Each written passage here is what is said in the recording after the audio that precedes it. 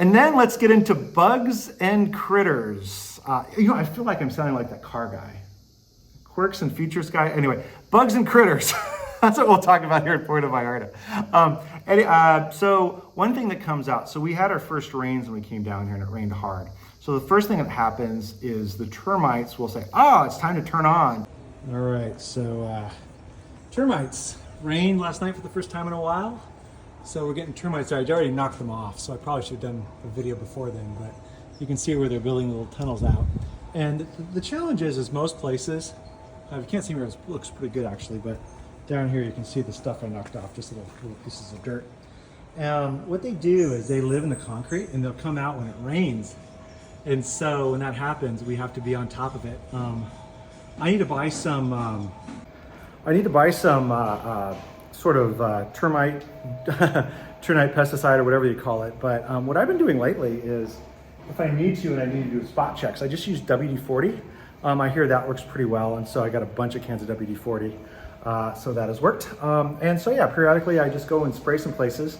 And luckily the infrastructure and everything is concrete.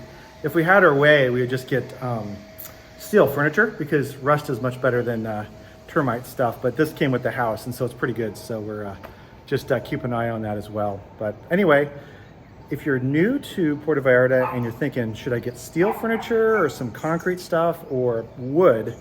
Unless it's Puerto, which is a really good wood, or similar, I would definitely go towards steel stuff because that'll last forever. Whereas wood, you're constantly battling termites here. Next, of course, are lovely cicadas.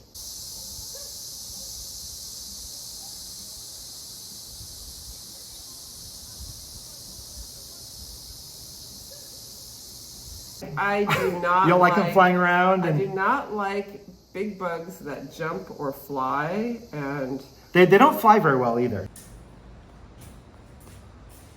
Poor lost cicadas flying around.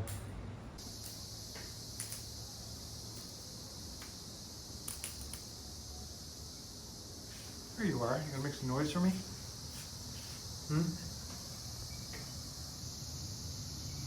They're hitting the walls, bam, bam, bam. I'm kind of dead, and I think one of the cats that hangs out on our steps might have eaten one because I saw, like, I saw a second hand. The cat had an upset stomach. Let's talk about.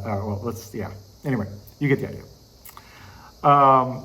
And then finally, I just wanted to do a little public service announcement about gecko poop. All right, one other interesting nugget, small nugget.